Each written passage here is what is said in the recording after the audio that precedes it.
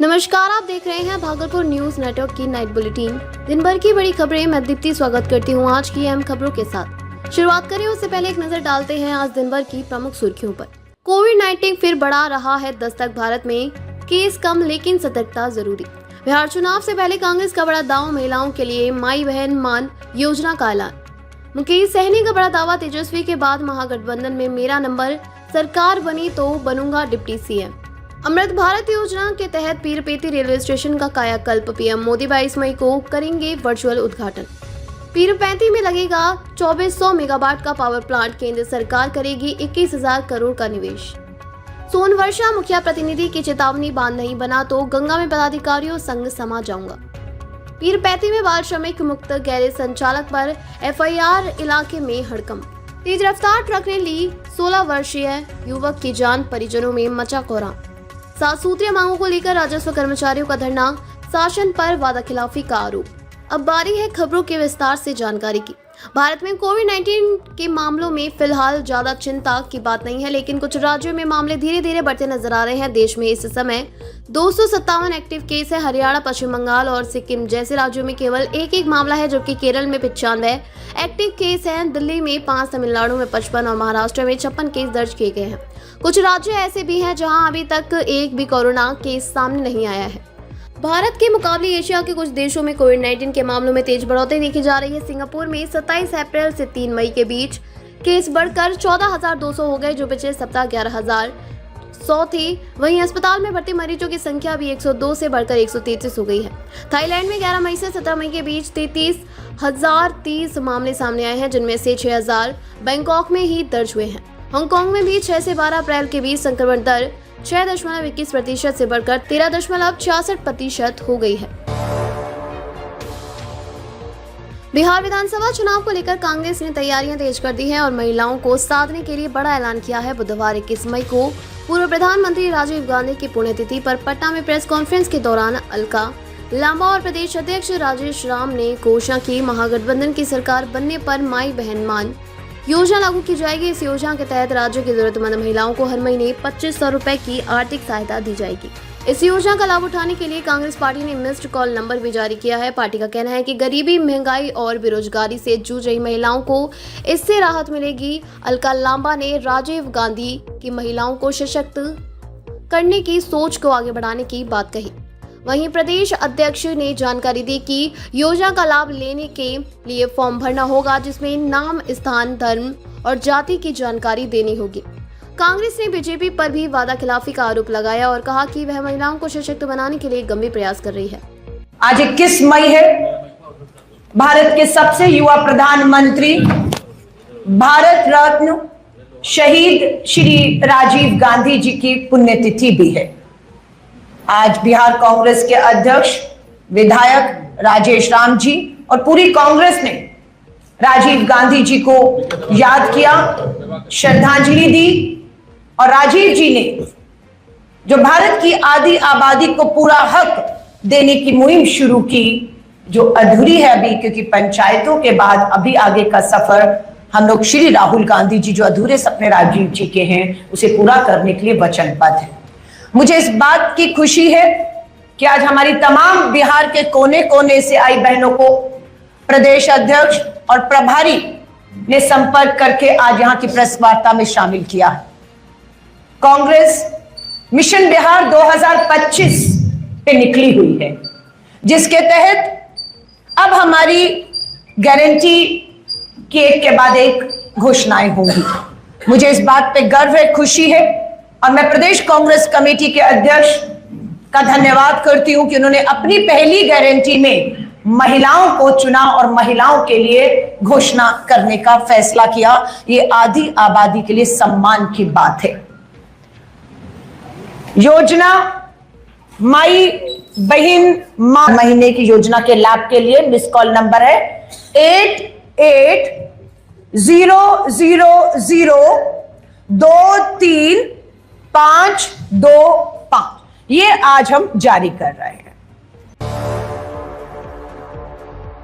विकासशील इंसान party VIP के प्रमुख मुकेश सहनी ने खुद को महागठबंधन में राष्ट्रीय जनता दल आरजेडी के तेजस्वी यादव के बाद दूसरा बड़ा नेता बताया है। बुधवार को मीडिया से बातचीत में उन्होंने कहा कि आगामी बिहार विधानसभा चुनाव तेजस्वी यादव और उनके नेतृत्व में लड़ा जाएगा। महागठबंधन की सरकार बनने पर मल्लाह का बेटा यानी वह खुद राज्य का उप मुख्यमंत्री बनेगा। सैनी ने यह भी दावा किया है कि बीजेपी नेता उससे मुलाकात की कोशिश कर रहे हैं, लेकिन उन्होंने मिलने से इनकार कर दिया। मुकेश सैनी ने स्पष्ट किया कि बिहार चुनाव में निषाद समाज किसी भी सूरत में बीजेपी के साथ नहीं जाएगा, चाहे वह कितना भी प्रयास क्यों ना कर ले। उन्होंने बीजेपी प्रदेश अध्यक्ष दिलीप जायसवाल के उस बयान की निंदा की जिसमें कहा गया था कि मुंबई से आए व्यक्ति का झोला निषाद समाज नहीं उठाएगा। सैनी ने बयान को अपमानजनक बताते हुए माफी की मांग की। उन्होंने केंद्र सरकार से मल्लाह और मछुआरे समाज को अनुसूचित जनजाति में शामिल करने की मांग भी दोहराई। पीरपैंती रेलवे स्टेशन को अमृत भारत योजना के तहत नए स्वरूप में विकसित किया गया है। स्टेशन के पुनर्विकास का वर्चुअल उद्घाटन 22 मई को प्रधानमंत्री नरेंद्र मोदी के द्वारा किया जाएगा। इस ऐतिहासिक अवसर को देखते हुए रेलवे प्रशासन ने व्यापक तैयारियां की हैं। स्टेशन परिसर में भगवा रंग का पंडाल तैयार किया गया है, जहां अतिथि पीएम का संबोधन सुनेंगे। पूर्व रेलवे के तहत आने वाला यह NSG 5 श्रेणी का स्टेशन अब एक आधुनिक केंद्र के रूप में विकसित हो रहा है। पहले चरण में कुल 18.93 करोड़ रुपए की लागत से स्टेशन में कई बुनियादी बदलाव किए गए हैं। इनमें सिविल, इलेक्ट्रिकल, सिग्नलिंग और दूरसंचार से जुड़े कार्यों के साथ साथ आकर्षक साइनेज, लिफ्ट की स्थापना, रूफ प्लाजा और 12 मीटर चौड़ा फुट ओवर ब्रिज शामिल है। भागलपुर जिले के पीरपैंती क्षेत्र में विकास की एक नई इबारत लिखी जा रही है। यहाँ 2400 मेगावाट क्षमता वाले ताप विद्युत संयंत्र की स्थापना की तैयारी जोरों पर है। इस महत्वाकांक्षी परियोजना को कोल इंडिया के सहयोग से पूरा किया जाएगा, जिसमें केंद्र सरकार की ओर से 21,000 करोड़ रुपए से अधिक का निवेश प्रस्तावित है। परियोजना के लिए 1100 एकड़ भूमि का अधिग्रहण किया जा रहा है। हालांकि मुआवजे को लेकर कुछ ग्रामीणों में असंतोष है, लेकिन अधिकतर स्थानीय लोग इस परियोजना का स्वागत कर रहे हैं और चाहते हैं कि इसका कार्य जल्द शुरू हो। स्थानीय निवासी मोहम्मद जानिसार रसूल ने कहा कि यह प्लांट क्षेत्र के लिए वरदान साबित होगा, हमें बिजली के साथ साथ रोजगार भी मिलेगा। वहीं मनोज कुमार ने कहा कि सरकार को मुआवजे की प्रक्रिया पारदर्शी रखनी चाहिए ताकि सभी को न्याय मिल सके। मोदी जी ने सौगात दिया है अमृत भारत योजना। ये हमारे क्षेत्र के लिए बहुत सौभाग्य की बात है, खासकर पीरपैंती के लिए, कि हमारे ही समय में उसका शिलान्यास हुआ और ये बताते हुए खुशी हो रही कि 22 मई यानी परसों जो है कि उसका उद्घाटन होगा। और इस मंडल में, ये मालदा मंडल में मात्र 2 स्टेशन भी बनकर तैयार हो गया है, एक राजमहल, दूसरा पीरपैंती। और पीरपैंती जो है कि जगमगा रहा है और क्षेत्रवासियों में अपार खुशी है, बहुत खुशी की लहर थी। जब हम लोग बोल रहे थे तो लोग लग रहा था सपना देख रहे थे, सपना साकार हुआ है।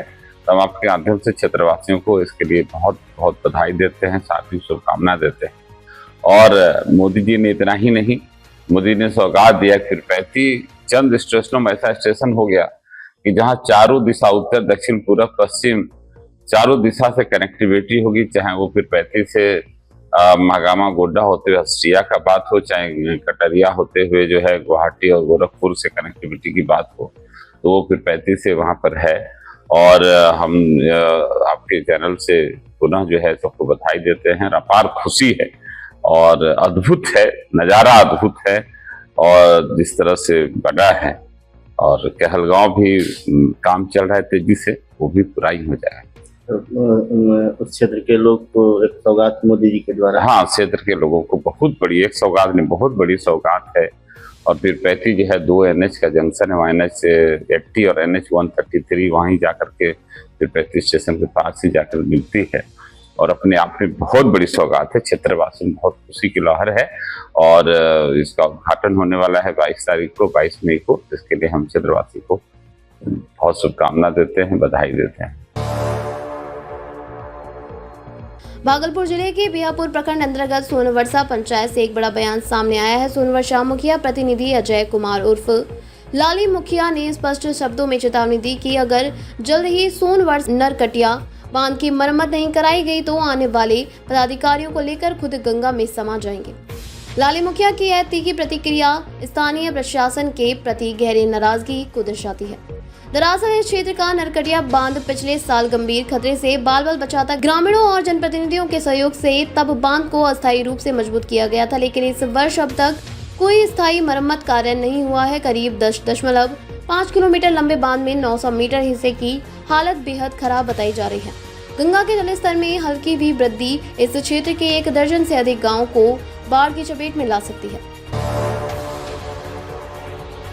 भागलपुर के पीरपेती स्थित सुंदरपुर इलाके में मीनाक्षी मंदिर के पास एक मोटर गैरेज में श्रम विभाग ने छापेमारी कर एक बाल श्रमिक को मुक्त कराया।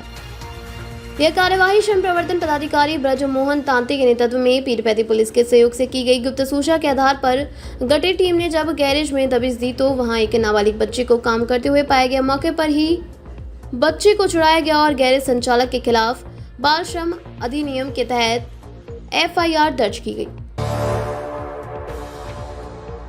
भागलपुर जिले के लोदीपुर थाना क्षेत्र के स्थित बाईपास के समीप महाकाल होटल के पास एक दर्दनाक सड़क हादसे में 16 वर्षीय युवक की मौत हो गई। बताया जा रहा है कि एक तेज रफ्तार ट्रक ने युवक को टक्कर मार दी, जिसके बाद उसे गंभीर हालत में श्री राम अस्पताल ले जाया गया।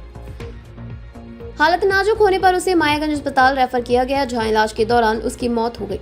मृतक की पहचान राघव कुमार उम्र 16 वर्ष विशनपुर जीछो निवासी एवं स्वर्गीय नीरज कुमार के पुत्र के रूप में हुई है। राघव के पिता की मृत्यु पहले ही कोविड काल में हो चुकी है और उसकी मां एक आंगनवाड़ी सेविका है। इस घटना ने पूरे परिवार में कोहराम मच गया है। भागलपुर के सेंट डिस्क कंपाउंड मैदान स्थित योगा केंद्र में आज राजस्व कर्मचारियों ने अपनी 7 सूत्रीय मांगों को लेकर 1 दिवसीय धरना प्रदर्शन किया। कर्मचारियों का कहना है कि मार्च महीने में भी इसी मुद्दे को लेकर धरना दिया गया था। उस वक्त उन्हें आश्वासन मिला था कि उनकी मांगों पर शीघ्र कार्यवाही की जाएगी, लेकिन अब तक कोई ठोस पहल नहीं हुई है, जिससे कर्मचारियों में नाराजगी है। प्रदर्शन में शामिल कर्मचारियों ने कहा कि वेतन विसंगतियों को दूर करना, समय पर पदोन्नति देना, सेवा शर्तों में सुधार और कार्यक्षेत्र पर बुनियादी सुविधाएं उपलब्ध कराना उनकी प्रमुख मांगों में शामिल है। उन्होंने चेतावनी दी कि यदि मांगें नहीं मानी गई तो आंदोलन को और उग्र रूप दिया जाएगा। अगर आप चाहते हैं कि भागलपुर की हर बड़ी खबर आप तक सबसे पहले पहुंचे, तो हमारे चैनल को अभी सब्सक्राइब करें और बेल आइकन दबाएं।